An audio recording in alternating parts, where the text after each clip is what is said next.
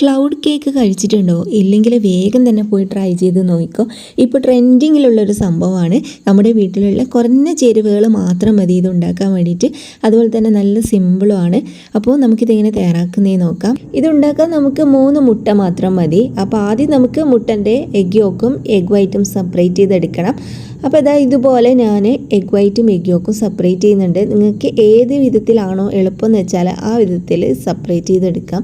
Egg yoke നമുക്ക് ആവശ്യമില്ല. Egg yoke വേണമെങ്കിൽ നിങ്ങൾക്ക് ഓംലെറ്റോ മറ്റോ ഉണ്ടാക്കാൻ വേണ്ടിയിട്ട് യൂസ് ചെയ്യാം. അപ്പോൾ ഇത് ഞാൻ 3 എണ്ണത്തിൻ്റെയും എഗ് വൈറ്റ് സെപ്പറേറ്റ് ചെയ്തെടുത്തിട്ടുണ്ട്. അപ്പോൾ നമ്മൾ ഈ മുട്ടേൻ്റെ മഞ്ഞയില മാറ്റിയതിന് ശേഷം ഈ മുട്ടയുടെ വെള്ളയിലേക്ക് നമുക്കിനി 2 ചേരുവകൾ മാത്രം ചേർത്ത് കൊടുക്കാനുണ്ട്. ആദ്യം നമുക്കിതിലേക്ക് പഞ്ചസാര ചേർത്ത് കൊടുക്കാം. ഇതിലേക്ക് ഞാനിപ്പോൾ 3 ടീസ്പൂൺ പഞ്ചസാര ചേർത്ത് കൊടുക്കുന്നുണ്ട്. നിങ്ങൾക്ക് നല്ല മധുരം വേണമെന്നുണ്ടെങ്കിൽ 3 ടേബിൾ സ്പൂൺ വരെ ചേർത്ത് കൊടുക്കാവുന്നതാണ്. ഇനി നമുക്കിതിന് നല്ലൊരു ഫ്ലേവർ കിട്ടാൻ വേണ്ടിയിട്ട് 1/2 ടീസ്പൂൺ വാനില എസൻസും കൂടി ചേർത്ത് കൊടുക്കാം. ഇനിയിപ്പോൾ വാനില എസൻസ് കയ്യിലില്ലെങ്കിൽ കുഴപ്പമൊന്നുമില്ല, നിങ്ങൾ കുറച്ച് ഏലക്കാപ്പൊടി ചേർത്ത് കൊടുത്താലും മതിയാവും. അപ്പോൾ ഇതും കൂടി ചേർത്തതിന് ശേഷം ഇനി നമുക്ക് മുട്ട നന്നായിട്ട് ബീറ്റ് ചെയ്തെടുക്കണം.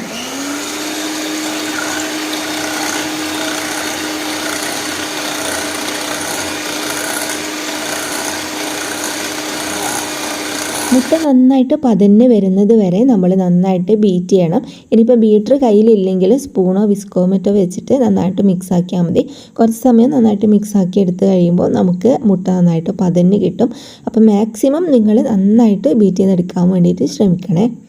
അപ്പോൾ ഇത് നന്നായിട്ട് പതഞ്ഞ് വന്നിട്ടുണ്ട്. ഇനി നമുക്ക് ബീറ്റർ ഓഫ് ആക്കാം.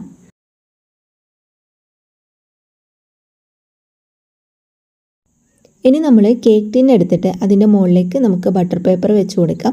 ബട്ടർ പേപ്പറിലേക്ക് നമ്മൾ കുറച്ച് ഓയിൽ സ്പ്രെഡ് ചെയ്ത് കൊടുത്തിട്ട് വേണം കേട്ടോ അതിൻ്റെ മുകളിലേക്ക് നമ്മൾ ഈ മുട്ടേൻ്റെ മിക്സ് ഒഴിച്ചു കൊടുക്കാൻ വേണ്ടിയിട്ട്.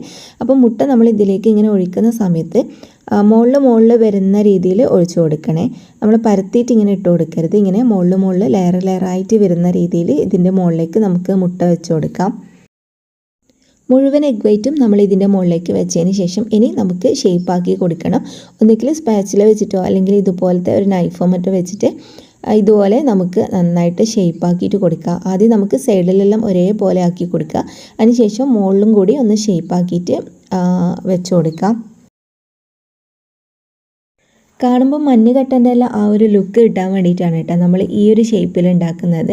അപ്പോൾ നന്നായിട്ട് നമ്മൾ ഷേപ്പാക്കിയതിന് ശേഷം നമുക്കിനി ഇതിൻ്റെ മുകളിലേക്ക് കുറച്ച് സ്പ്രിങ്കിൾസ് ഇട്ട് കൊടുക്കാം. സ്പ്രിങ്കിൾസ് ഉണ്ടെങ്കിൽ സ്പ്രിങ്കിൾസ് ഇടുക, അതല്ലെങ്കിൽ നിങ്ങൾ കുറച്ച് നട്ട്സോ മറ്റോ കട്ട് ചെയ്തിട്ട് ഇട്ട് കൊടുത്താലും മതിയാവും. അപ്പോൾ ഞാൻ കുറച്ച് സ്പ്രിങ്കിൾസ് ഇതിൻ്റെ മുകളിലേക്ക് ഇട്ട് കൊടുത്തിട്ടുണ്ട്. ഇനി നമുക്കിത് ബേക്ക് ചെയ്തെടുക്കണം.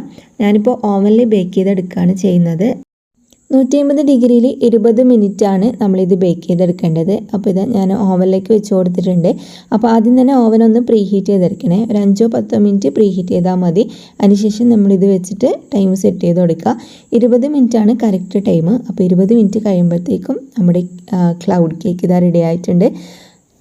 ഇത് ബേക്ക് ചെയ്ത് കഴിയുമ്പോൾ ഡബിൾ സൈസായിട്ട് വരും കേട്ടോ. കാണാൻ തന്നെ നല്ല രസമില്ലേ, ഒരു മഞ്ഞു മല പോലെയാണ് ഇത് ഉണ്ടാവാൻ. അപ്പോൾ നമുക്കിനി ഇതിൻ്റെ ഉൾഭാഗത്ത് എങ്ങനെയുണ്ടെന്നും കൂടി നോക്കാം. ഇത് കട്ട് ചെയ്ത് കഴിയുമ്പോൾ ഇതേപോലെയാണ് ഉണ്ടാവുക. നല്ല വെറൈറ്റി ആയിട്ടുള്ള സംഭവമാണ്. അപ്പോൾ എല്ലാവരും ട്രൈ ചെയ്ത് നോക്കിയിട്ട് ഫീഡ്ബാക്ക് അറിയിക്കുക.